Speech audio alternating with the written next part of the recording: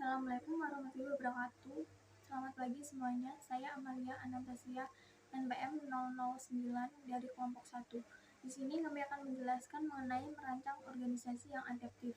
Sebelumnya, perkenalkan anggota kelompok kami, Sofia Nursolihah 012, Niken Yofikania 014, Nurul Iliyah 028, Iksan Danu Nugroho 196, dan Muhammad Naufal Hafiz Setiawan 366. Materi yang pertama akan saya sampaikan,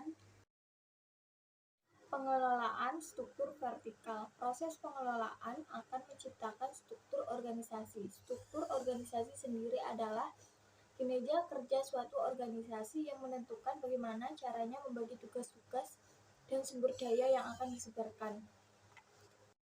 Spesialisasi kerja atau work specialization yang sering disebut dengan divisi kerja adalah kader yang digunakan untuk membagi tugas-tugas organisasi menjadi pekerjaan yang lebih spesifik. Contohnya, perusahaan pembuat mobil, di mana setiap pegawainya terus-menerus melakukan pekerjaan yang sama.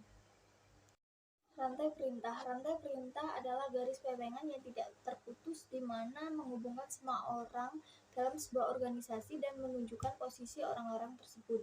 Dua prinsip rantai perintah. Yang pertama, kesatuan perintah, dan yang kedua, prinsip skalar. Wewengan, tanggung jawab, dan delegasi. Wewengan adalah hak formal ataupun hak sah yang dimiliki oleh seorang manajer untuk mengambil keputusan, memberikan perintah, dan mengalokasikan sumber daya untuk memperoleh hasil yang dikehendaki oleh organisasi.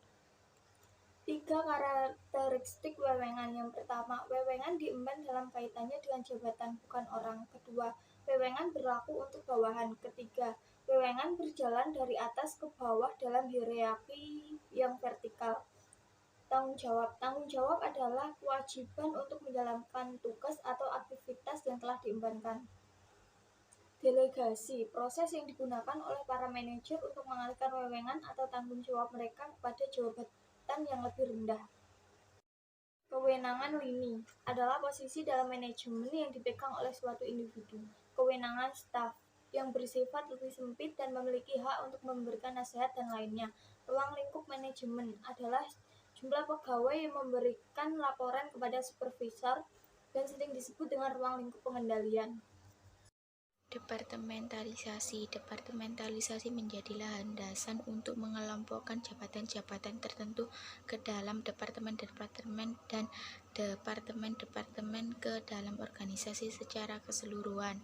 Terdapat 5 pendekatan dalam departementalisasi. 1. Pendekatan fungsional vertikal, 2. Pendekatan divisional, 3. Pendekatan matriks, 4. Pendekatan tim, 5. Pendekatan jaringan virtual. Kelebihan dan kelemahan departementalisasi. Kelebihan: 1. Penggunaan sumber daya yang efisien skala ekonomis. 2. Respon cepat, fleksibilitas di lingkungan yang tidak stabil. 3. Penggunaan sumber daya yang lebih efisien daripada satu hierarki. 4. Lebih cepat memberikan respon dan keputusan. Kelemahan: 1. Kurangnya komunikasi di antara departemen-departemen fungsional. 2. Kurangnya pendalaman dan spesialisasi teknis. 3. Terlalu banyak rapat, lebih banyak diskusi daripada aksi. 4. Tuntunan yang lebih besar bagi manajer.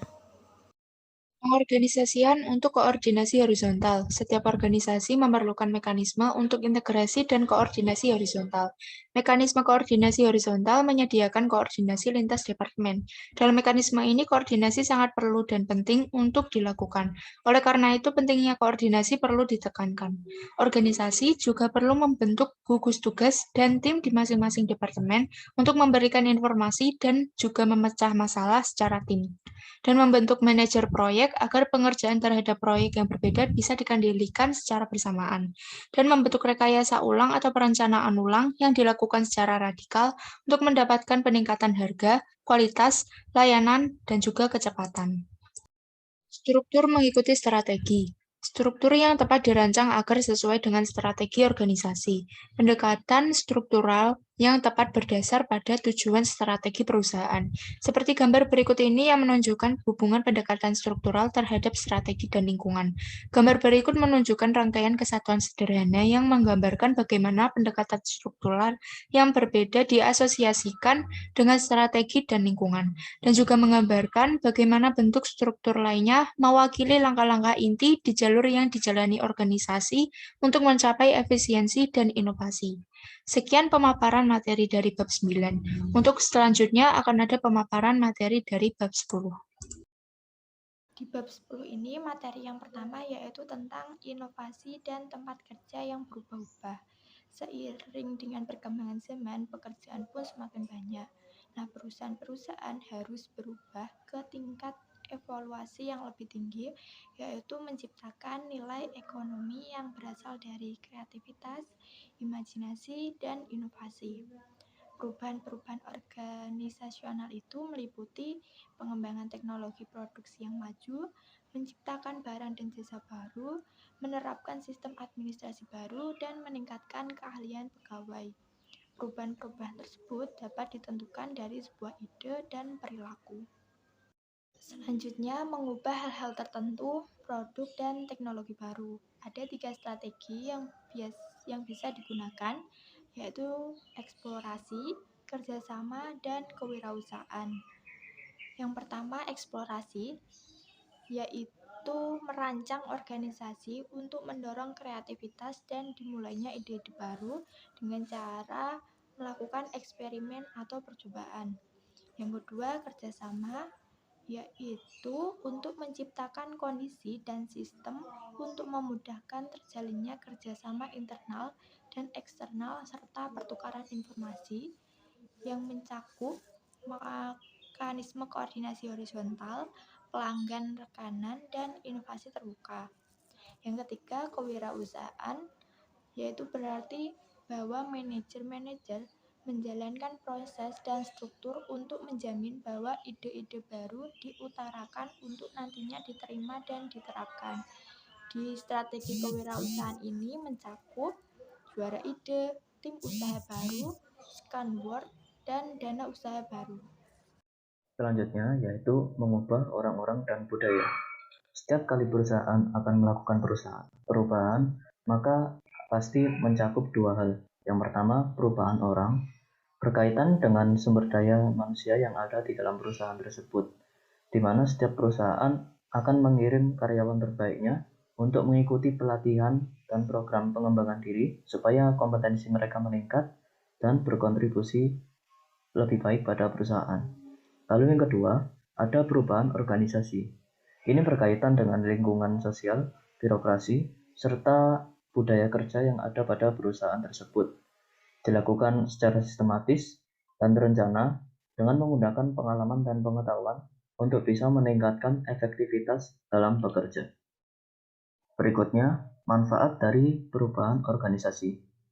Perubahan organisasi akan membantu manajer dalam menyelesaikan umumnya 3 jenis masalah yang sering terjadi. Yang pertama, berkaitan dengan merger atau akuisisi, di mana permasalahannya dilandasi oleh perbedaan pendapat, tujuan, dan keinginan yang menyebabkan konflik, sehingga permasalahan tersebut harus dievaluasi untuk mengintegrasikan berbagai elemen yang terlibat di dalamnya. Yang kedua, mengenai dinamika organisasi. Setiap organisasi mengalami perkembangan dan kemunduran karena di setiap masa atau generasi punya tantangannya tersendiri. Disinilah kreativitas dan inovasi anggota dibutuhkan supaya bisa tetap eksis dan bertahan di tengah perkembangan zaman. Yang ketiga, yaitu manajemen konflik. Konflik bisa terjadi kapan saja dan beragam penyebabnya serta akibatnya.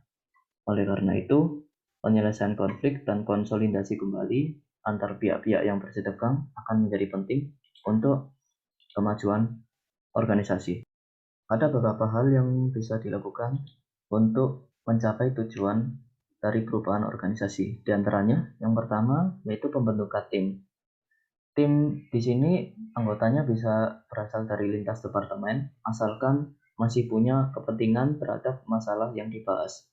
Yang kedua, survei dan umpan balik, di mana perusahaan mengadakan kuesioner untuk mengetahui apa sebenarnya masalah yang dihadapi oleh karyawan di lapangan. Yang ketiga, mengintervensi kelompok besar. Dengan melakukan intervensi pada kelompok besar, maka semua partisipan diharapkan terlibat dalam pemecahan masalah dan semua ide ditampung dalam suatu rapat tanpa terkecuali. Selanjutnya, format tahapan pengembangan dan perubahan organisasi.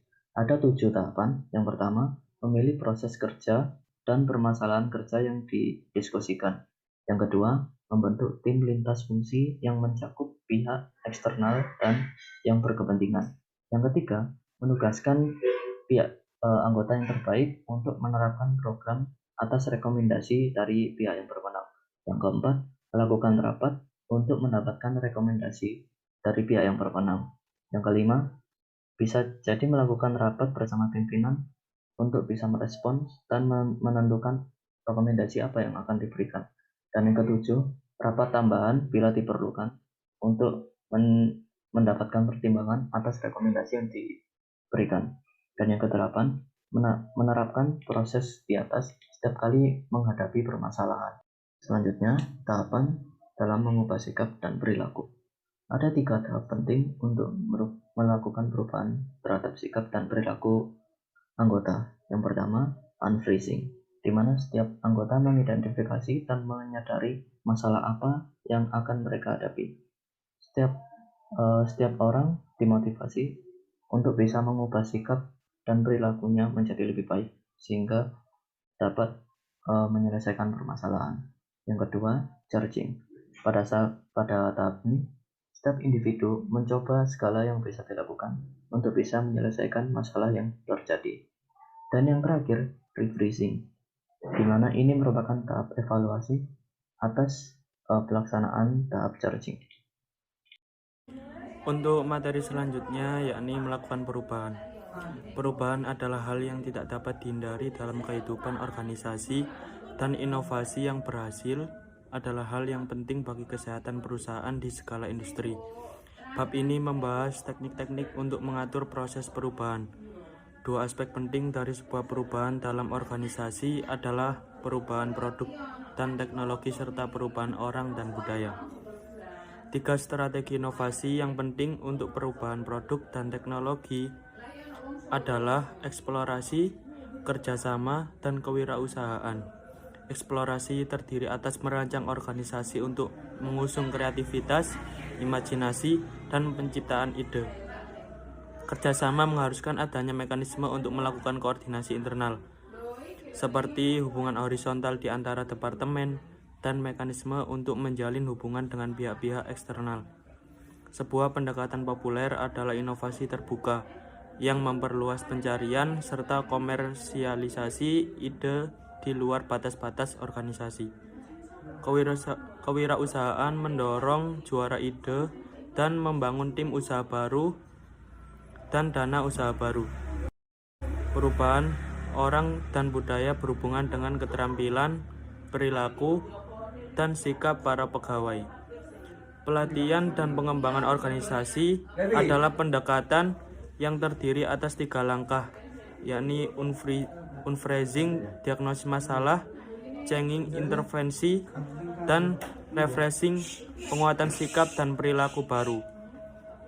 Teknik-teknik OD yang populer terdiri atas pembentukan tim, survei umpan balik, dan intervensi kelompok besar. Sekian dari kelompok saya. Apabila ada kurang lebihnya, kami mohon maaf yang sebesar-besarnya. Akhirul kalam, wassalamualaikum warahmatullahi wabarakatuh.